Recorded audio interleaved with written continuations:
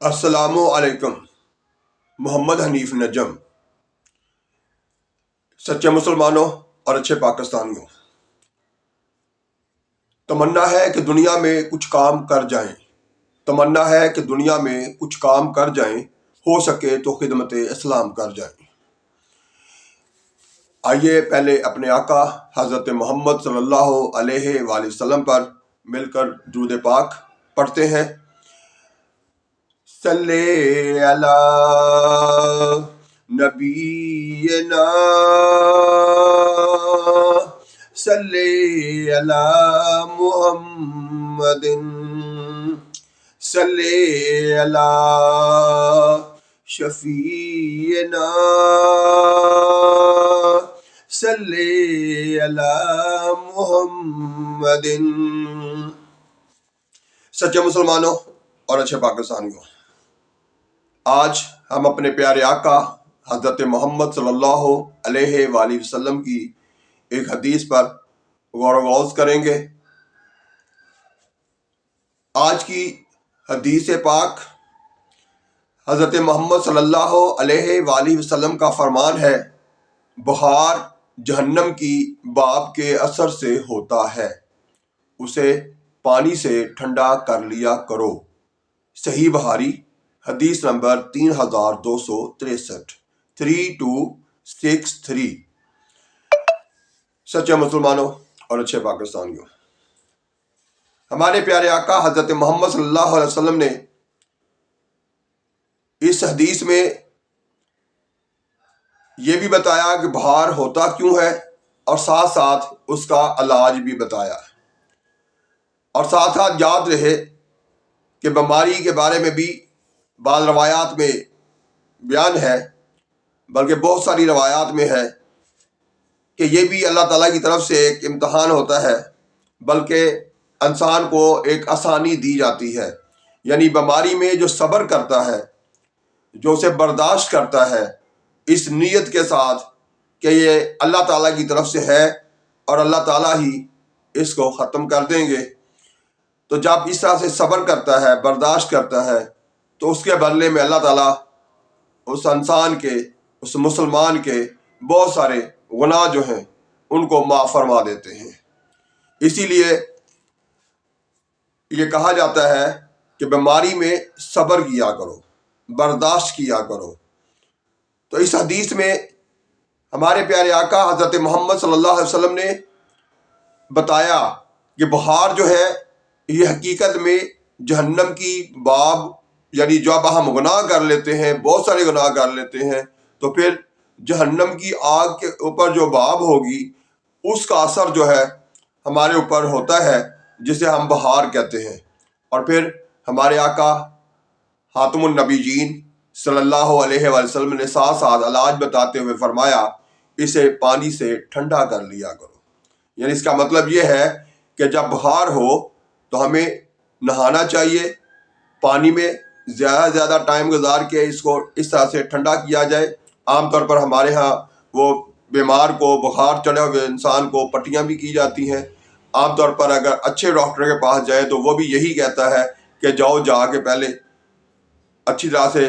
اپنے جسم کو اوپر پانی بہاؤ تاکہ تمہارا بخار جو ہے وہ کچھ کم ہو، اور اس کے بعد ساتھ وہ دوائی بھی تجویز کرتا ہے۔ تو یعنی یہ جو آج کے ڈاکٹر جنہوں نے 25 سال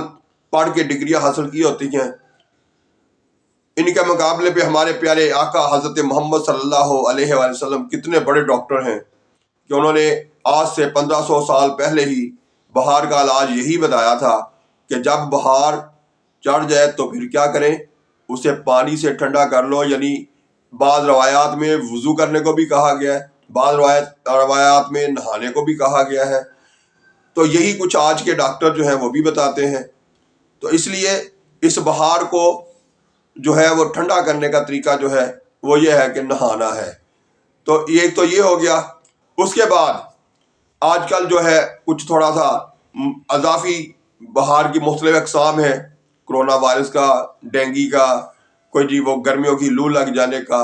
تو یہ سارے بخار جو ہے ان کا علاج بہترین جو ہے وہ تو یہ ہو گیا حدیث کے حوالے سے اسی طرح سے کچھ ہمارے ہاں عام طور پر کوشش کی جاتی ہے اپنے اپنے انداز میں، تو وہ یہ ہے اس میں کوشش کریں گے کہ پہلے نمبر پر ہم اور ساری چیزیں چھوڑ کے پہلا کام ہی یہی کر لیں کہ پپیتا جو ہوتا ہے اس کے پتے جو ہیں، اس کا پتا جو ہے وہ لیں، اسے اچھی طرح سے پہلے دھو لیں، بلکہ ابلے ہوئے پانی پہ ڈالیں۔ اس کے بعد دفعہ یہ ہوتا ہے کہ سرد موسم میں یا نارمل موسم میں اس کے پتوں کے اوپر کچھ کیڑے بھی ہوتے ہیں، تو ان کو صاف کرنے کے لیے یہ ہے کہ پانی لیں، اس میں ابالیں، اسے ابال کے اس میں پتا ڈال دیں، اور وہ پھر کچھ دیر بعد جب ابل جائے تو اسے باہر نکال لیں، اچھی طرح سے اسے دھو لیں۔ دھونے کے بعد اس کو وہ کیا کہتے ہیں پنجابی میں نچوڑ لیں، یعنی دبائیں، اور اس میں سے کچھ پانی یعنی چند قطرے جو نکلیں، اس کا ایک قطرہ جو ہے وہ بھی اگر مریض کو پلا دیا جائے تو کسی قسم کا بھی جتنا مرضی شدید بخار ہو، اور یہ خاص طور پر ڈینگی بخار جو ہے اس کا یہ بہترین علاج ہے، اس طرح بھی ہو سکتا ہے۔ تو یہ اضافی بات میں نے اپنے پاس سے کر دی، اس لیے کہ یہ بہت دفعہ آزمائی ہوئی ہے، میں خود ڈینگی بخار کا 4-5 دفعہ مریض رہ چکا ہوں۔ اسی طرح سے ڈینگی جو مریض ہے اس کو کوشش کریں صبح و شام ایک گولی جو ہے پیناڈول کی کھلائیں، ساتھ اس کو سیب کا اور انار کا رس جو ہے وہ زیادہ سے زیادہ پلائیں۔ ڈینگی مریض جو ہے اس کو کوشش کریں کہ روٹی جو ہے نا آٹا یعنی اس کی چیزیں بنی ہوئی نہ دی جائیں، تیز مرچ نمک والا سالن جو ہے وہ نہ دیا جائے، تو اس طرح سے عام طور پر لوگ جو ہے وہ تندرست ہو جاتے ہیں۔ اسی طرح سے آج کچھ اضافی بات اس طرح سے بھی کروں گا، میں نے مرغیاں بھی رکھی ہوئی ہیں، ان کی ککڑو کڑوں جو ہے وہ بھی ساتھ آ جاتی ہے، آپ یہ بھی برداشت کرتے ہیں، اس پر بھی آپ کا شکریہ۔ اور سب سے بڑھ کر آج میں شکریہ ادا کرنا چاہتا ہوں کہ آپ لوگ میرے چینل کو اس کو آپ نے سبسکرائب بھی کیا،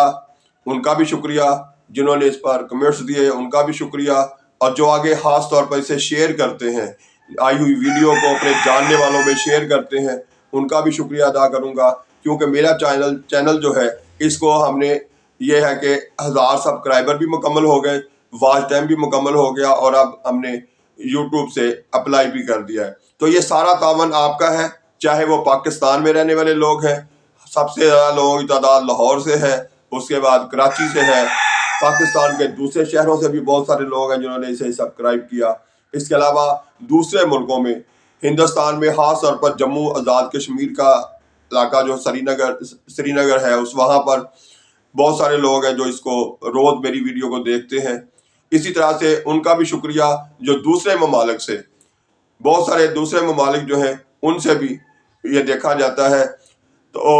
اللہ کا شکر ہے، آپ کا بھی شکر ادا کرتا ہوں، کیونکہ اللہ تعالیٰ یہی سکھاتے ہیں کہ جب جو بندہ بندوں کا شکر ادا نہیں کرتا وہ اللہ تعالیٰ کا کیسے کرے گا۔ تو اس لیے میں آپ کا بھی شکریہ ادا کرتا ہوں، اور اپنے رب کا بھی۔ اب آنے والے کل میں اس سے کوشش کروں گا، جب مزید کوئی آمدن کا ذریعہ بنے گا، یعنی پیسے آنے شروع ہوں گے، تو اس وقت بھی آپ کو بتاؤں گا۔ تو یہ کوشش کریں گے آپ لوگ مزید لوگوں کو ترغیب دیں، اپنے بچوں کو ترغیب دیں کہ وہ اسی طرح سے کوشش کریں، کسی بھی حوالے سے یوٹیوب چینل بنائیں اور اس پر کوشش کریں کہ مسلسل کام کر کے پیسے کمانے کی بھی کوشش کریں، اور ساتھ ساتھ کو مثبت کام، یعنی بے بہا مختلف شعبے ہیں، جس شعبے میں بھی آپ کام کرنا چاہیں وہ کریں، لیکن اس سوچ کے ساتھ کہ ہم نے اپنے آس پاس کے لوگوں کو سیدھے راستے کی ترغیب دینی ہے، اچھی بات بتانی ہے، اور درست وہ سمت جو ہے اس کا تعین کرنا ہے۔ تو میرے پیارے پاکستانیوں،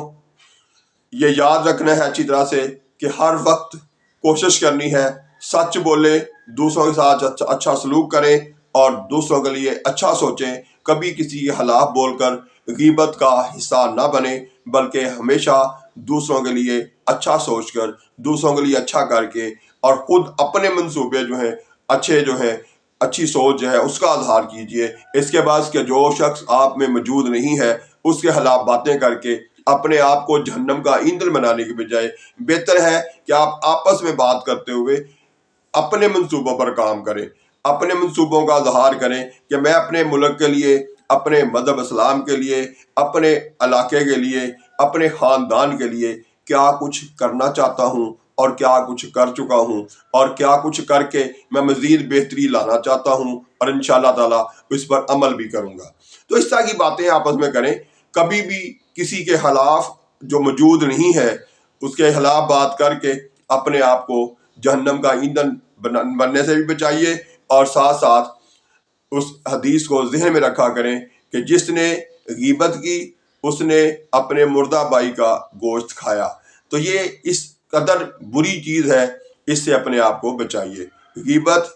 سے ہر حال میں اپنے آپ کو بچائیے۔ اور اسی طرح سے ان تمام پاکستانیوں کا بھی شکریہ جنہوں نے کم از کم اپنی زندگی میں ایک پھلدار پودا لگایا ہے، اور جنہوں نے نہیں لگایا ان سے ریکویسٹ ہے کہ وہ اپنی زندگی میں کوشش کریں کم از کم ایک پھلدار پودا جو ہے وہ جہاں بھی جگہ ملے وہاں پر لگائیں۔ اس کا بے بہا اجر و ثواب ہے۔ قرآن پاک میں اللہ تعالیٰ فرماتے ہیں کہ یہ شجر جو ہیں، پودے جو ہیں، یہ بھی میری عبادت کرتے ہیں۔ تو اب آپ خود سوچئے کہ ایک پودا جو ہے، ایک بیج جو ہے، ایک گٹلی جو ہے، وہ زمین میں آپ لگا دیں گے، اس کو اگانا بھی اللہ تعالیٰ نے ہے، بڑا بھی اللہ تعالیٰ نے کرنا ہے، اور اس کے ساتھ پھل بھی اللہ تعالیٰ نے لگانا ہے۔ آپ کو صرف لگانے سے شروع ہوگا، اور اس کے جب تک وہ قائم رہے گا اس کا پھل کھاتے رہیں گے لوگ، اس کے آکسیجن سے زندہ رہیں گے لوگ، اس کو استعمال کریں گے، جس طرح سے بھی اسے استعمال کریں، سب صورتوں میں ثواب آپ کو ملتا رہے گا۔ تو کتنی بڑی چیز ہے، صرف ایک پودا زندگی میں کوشش کریں کہ ضرور لگائیں۔ تو یہ میسج آج تک یہاں تک بات ہوگی، آگے باتیں انشاءاللہ اگلی ویڈیو میں۔ اللہ حافظ۔ پاکستان زندہ باد۔